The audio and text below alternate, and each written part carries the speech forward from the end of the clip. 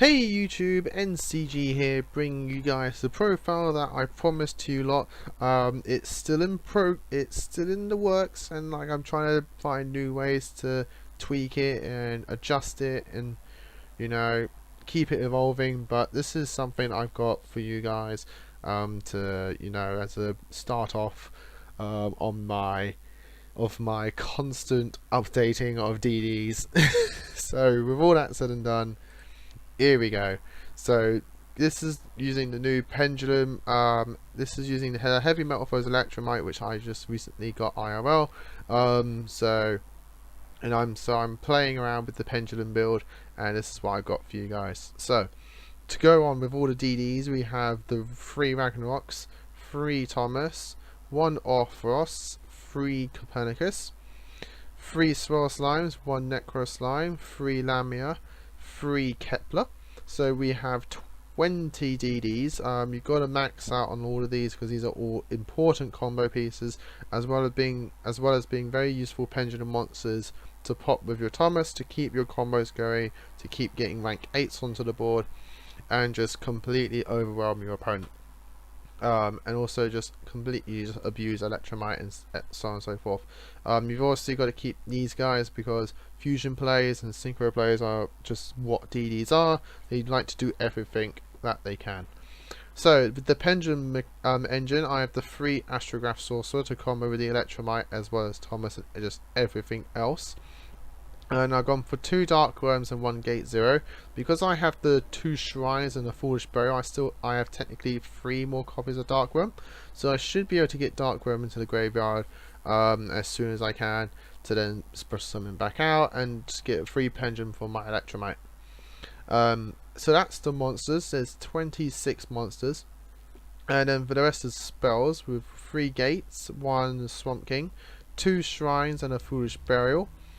For your Dark Worm, as Foolish Burial as well for like your Slimes and Lamia and everything else. 3 Allure of Darkness, everything in here is dark, so just getting to those combo pieces is really important. 1 1-for-1 for your Lamia and your Kepler. 1 Monster Reborn because it's off the ban list, and being able to like revive a Ragnarok to then revive something else is just absolutely busted. And then 2 Called by the Grave. I don't really like playing hand traps. That's just something that I personally don't enjoy. As well as I just think I'd rather play the Called by the Grave to stop the hand traps, as well than just playing the hand traps myself. It's just weird. It's just something that I personally like to do. I personally don't play the hand traps, and I'd rather play the Called by the Grave. It's less deck clogging, my personal opinion, and I can always just side the hand traps. I think I do side like 3 Effect Raiders and 3 Ghost Ogres. So if I'm going like second in game 2, as like DDs are kind of like a first deck, unless you build like Kaiju Engine and stuff like that. But they do generally like to go first, and this is kind of like what this deck does. So I'd rather play the Called by the Grave so I can stop the hand traps than play hand traps and where they're not good first. So that's just me. The extra deck is 1 Dragon King Bane Beowulf, 1 Diarch, 2 Genghis, 1 Axial Fusions, 1 Crystal Ring, 1 Omega, 1 Siegfried, 1 Gus King Alexander, 1 Odd Ice Meteor Burst Dragon. Those are your synchros. XCs is 1 Kali Yuga, 1 Titanic Galaxy, 1 Coach King Giant Trainer. This is just something that I just always like to play. I like to have the constant draw, so I like to do a combo, get into Coach King, draw more cards, and just get into more combo pieces. It's amazing to go first turn, and then you can use it along with your heavy metal foes to go into decode, and then just get more monsters onto the board and stuff like that. And this is something that's just always come up when I was play testing 1 DDD High Brave King Caesar. And it's something that's really nice to end in first turn.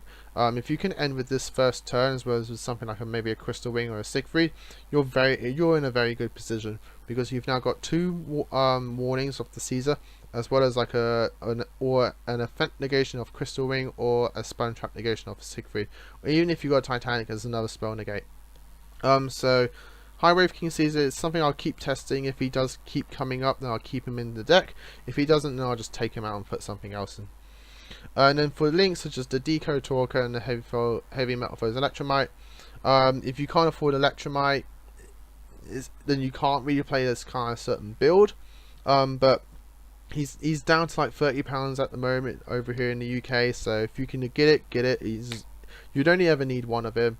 I'd rather ever see him coming up at 2.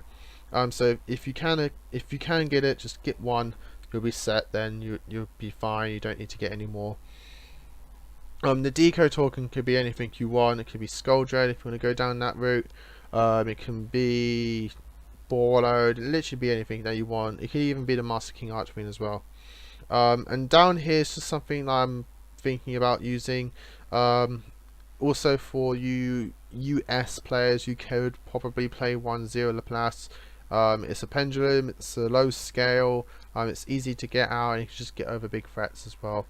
So that's the deck, guys. I hope you all enjoyed it. As I said, I will be constantly working on this deck. This is something I just love to bits. It's one of my most favourite decks. It's one of my most best decks that I just like to play, and I will constantly bring you updates as they go. If it's a big important update, I will be bringing you a profile, and just keep going like that. If there's anything you need me to explain, post it down in the comments below. I will go and try and explain it to you once I see it. Though everything in here is pretty standard. If you see any pendulum magician deck, like, they will literally explain this to you. It's very self-explanatory. It just literally just gives you more advantage. And the DDs, like, if you play DDs, you would understand what all of these cards do, how good they are, and everything like that. But again, if you need any more explanations, just post it down in the comments below. I'll gladly explain my choices and why I play it. And if you don't like it, I could also explain and give you recommendations for anything else. So again, I hope you enjoyed it, and I'll catch you guys in my next video. See you then.